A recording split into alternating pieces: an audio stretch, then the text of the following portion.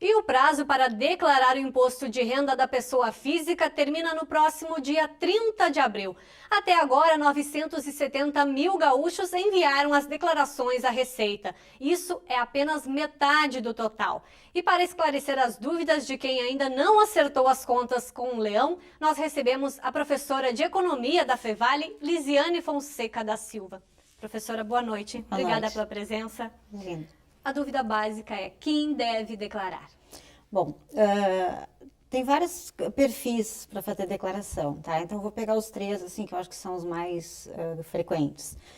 Quem tem rendimentos, né, com desconto já na fonte de R$ 26.816,55, acima desse valor. Então, quem receber R$ 26.816,56 já teria que fazer a declaração, né, esse valor anual. Quem tem rendimentos não tributáveis a partir de 40 mil, então, por exemplo, quem tem esse valor em caderneta de poupança, apesar de que é um valor alto para estar em poupança, mas, né, eventualmente pode acontecer. E quem tem patrimônio acima de 300 mil.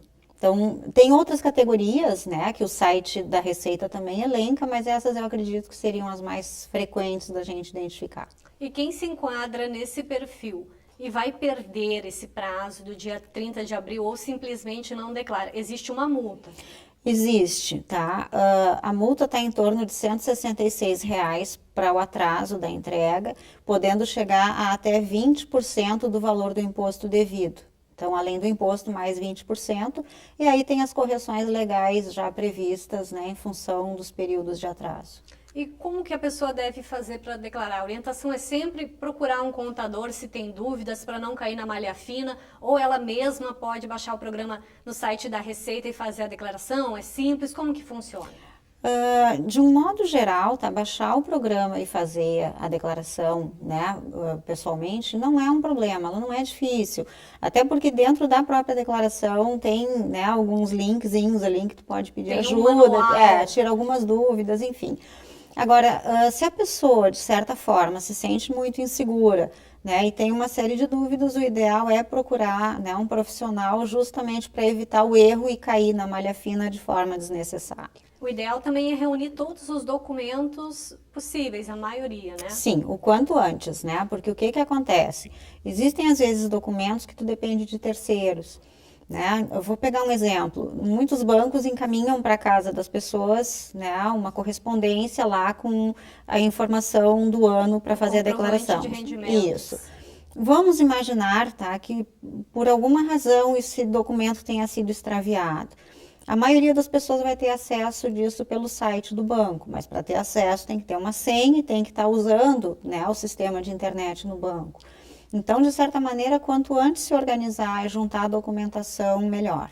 Ou seja, não deixa para a última hora, porque podem acontecer aqueles problemas de sempre, né? Pode, tá? Pode faltar documentos, às vezes documentos que tu efetivamente depende de terceiros, eles não estão contigo.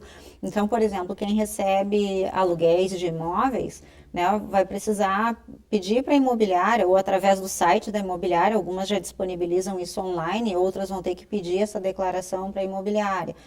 Então, o ideal é que esteja tudo organizado. E com relação às deduções, que muitas pessoas também têm dúvida, o que é possível deduzir de gastos daquele ano anterior? Tem uma série de coisas que podem ser descontadas, né? Mas mesmo dentro dessa série de coisas tem limites. Então, por exemplo, limites por dependente ficam em torno de R$ 2.000, né? Despesas com saúde não são todas que podem ser descontadas. Então, por exemplo, tu pode lançar plano de saúde, mas tu não pode lançar medicamentos que foram adquiridos em função de um tratamento, né? E dependendo do tratamento, às vezes o gasto com medicamento é maior do que o gasto com as consultas, mas enfim, a consulta pode ser lançada, o medicamento não. Tratamento odontológico, né? Então, para quem usa aparelho ortodôntico, pode ser feito o lançamento, desde que tenha os recibos do dentista comprovando, né, que isso está sendo feito de forma regular. Despesas com educação também, né? Tudo isso vai ter teto, mas enfim, a pessoa tendo a documentação para justificar e lançar, consegue algumas deduções. O ideal é não deixar para a última hora mesmo, né? Sem dúvida. Tem uma semana aí, faça isso o quanto antes. O quanto antes. Até pelo seguinte, né? Quando tiver feita a declaração, Se der isso para um profissional fazer, como nós comentamos antes, ele mesmo já vai olhar e vai observar que tipo de declaração é a melhor para a pessoa fazer, se é a completa ou a simplificada. A simplificada, o próprio programa já aplica um desconto sobre ela, né, para ver o valor que tu tem a pagar ou a receber. Na completa, tu vai lançar todas as informações e ele vai fazer o cálculo sem aplicar desconto nenhum. Então, o que que acontece? A declaração online hoje ela está tão mais fácil de ser trabalhada que tu lança as informações, tu já consegue visualizar qual é a melhor alternativa, né? Se a completa ou a simplificada. Via de regra, a completa é melhor para quem tem mais itens a deduzir, né? Então, tem dependente, tem gasto com educação, tem despesas com saúde. Agora, aquelas pessoas que não têm muitas coisas a deduzirem, de um modo geral, a simplificada tende a ser mais interessante. Perfeito, obrigada pelas informações, obrigada pela presença aqui com a gente. Imagina, eu que agradeço a oportunidade. E para o contribuinte que ficou em dúvida, basta acessar o site da Receita e acessar todas as informações e também entregar a declaração.